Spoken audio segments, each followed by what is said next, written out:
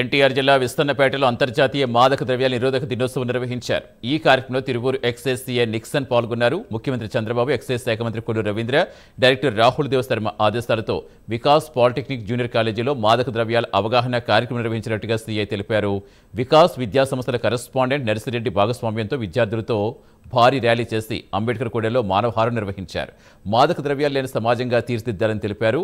ఎవరైనా మాదక ద్రవ్యాలు రవాణా చేసినట్టు తెలిస్తే తమకు తెలియచేయమని ఎక్సైజ్ సీఐ నిక్సన్ కోరారు.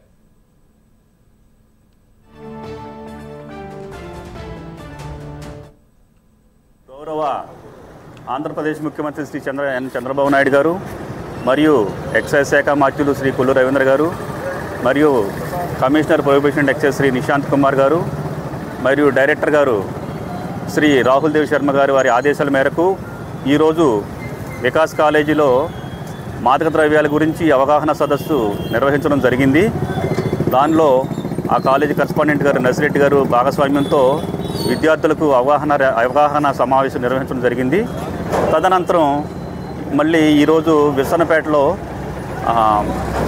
వికాస్ డిగ్రీ కాలేజీ వారి విద్యార్థులతో ఇక్కడ విస్తన్నపేట సెంటర్లో అంబేద్కర్ కూడలిలో ఒక మానవహారం నిర్వహించి ఒక ప్రతిజ్ఞ నిర్వహించి ప్రజలను, విద్యార్థులను, సమాజాన్ని మాదక ద్రవ్యాలకు నిరోధించడానికి వారి వంతు సహకారం, వారి వంతు కృషి చేస్తూ భారతదేశాన్ని, మన జిల్లాని, మన గ్రామాన్ని, మన రాష్ట్రాన్ని మాదక ద్రవ్యాల నిరోధక గ్రామంగా, రాష్ట్రంగా, జిల్లాగా మార్చాలని కృతనిశ్చయంతో ఈ కార్యక్రమం నిర్వహించడం జరిగింది.